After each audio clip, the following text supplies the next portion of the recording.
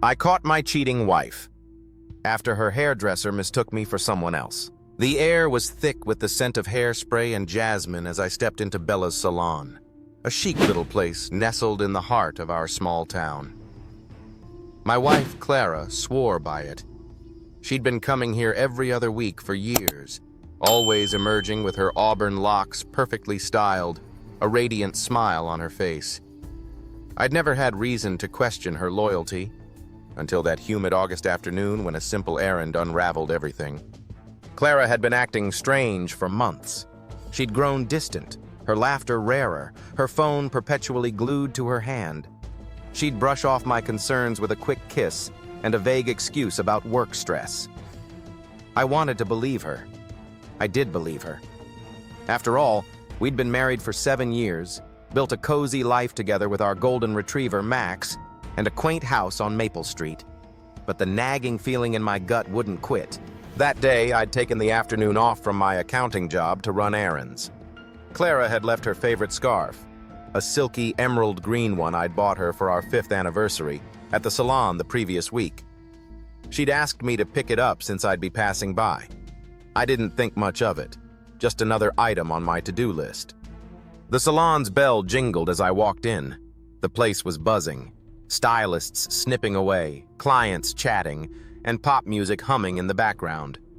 A young woman with purple-streaked hair greeted me from behind the counter.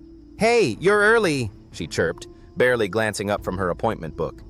"Lila's still finishing up with Clara's highlights, but she'll be ready for you in like 10 minutes. Want some coffee while you wait?" I froze. Clara's highlights? Clara wasn't at the salon.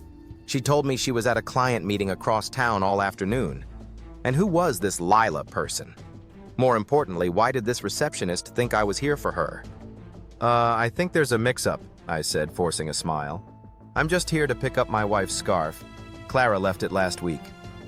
Receptionist, her name tag read Tessa, frowned, her brow furrowing as she looked me up and down. "Oh, wait, you're not—" She trailed off, her cheeks flushing. "I'm so sorry, I thought you were someone else. You look so much like him from behind. Same height, same dark hair. My bad." I chuckled nervously, but my stomach churned. "No worries. Who'd you think I was?" Tessa hesitated, biting her lip. Just a regular. Comes in sometimes. Don't worry about it." She turned away too quickly, busying herself with a stack of towels. My curiosity piqued. "No, really, who? I'm kind of curious now." She laughed, but it was strained. "Oh, just some guy. He's like super sweet. Always picks up Clara's friend. Never mind, let me grab that scarf for you." She practically bolted to the back room. Clara's friend? My mind raced. Clara didn't have any friends who frequented this salon. At least, none she'd mentioned. And why was Tessa acting so cagey? I scanned the salon, my eyes landing on a stylist in the corner, presumably Lila, brushing out a client's hair. The client's back was to me, but her auburn hair glimmered under the lights, just like Clara's. I pulled out my phone and texted Clara. "Hey, you still at your meeting?" "Just at Bella's picking up your scarf." No response. My heart thudded. I waited a minute, then 2. Nothing. Against my better judgment, I walked toward Lila's station, my steps slow and deliberate. The client turned slightly, laughing at something Lila said, and my breath caught. It was Clara. Her familiar profile, high cheekbones, that dimple on her left cheek, was unmistakable. "Clara?" I said, my voice louder than I intended. She spun around, her eyes widening. "Mark, what are you doing here?"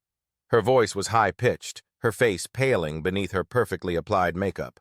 "Picking up your scarf," I said, holding up the green fabric Tessa had just handed me. "Thought you were at a client meeting." I was," she stammered, tucking a strand of hair behind her ear. "It got canceled last minute, so I came here to touch up my highlights. I didn't think it was worth mentioning."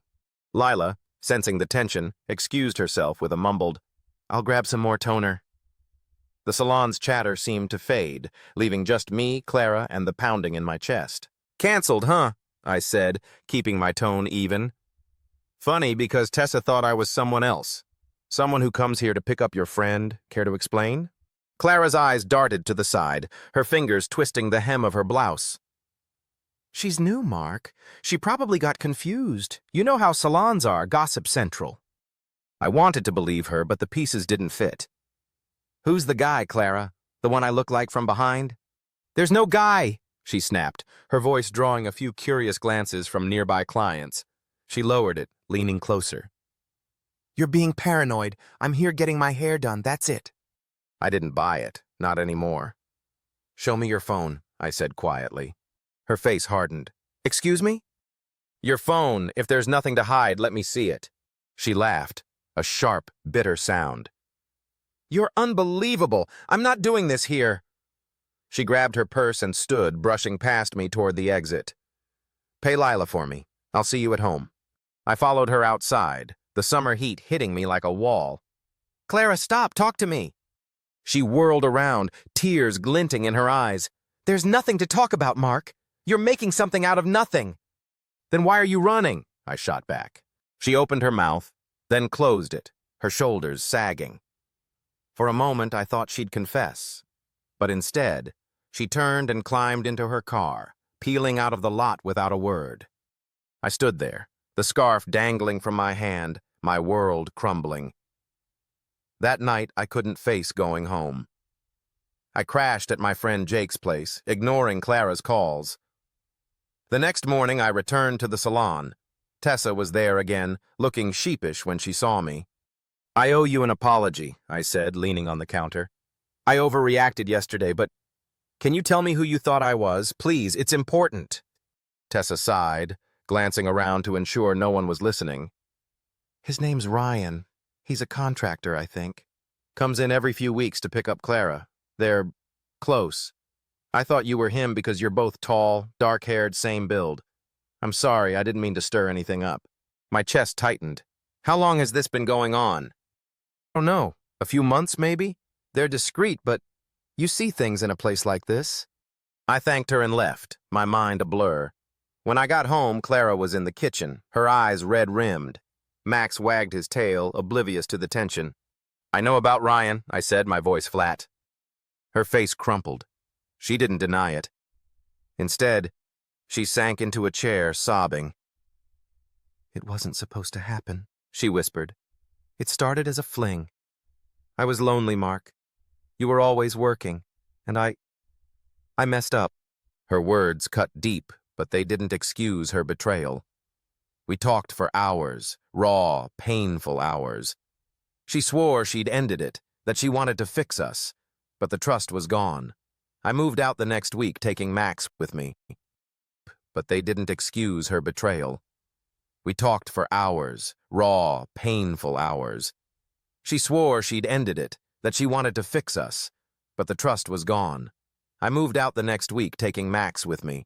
Months later, I heard through the grapevine that Clara had left town. Bella's salon closed not long after, replaced by a coffee shop.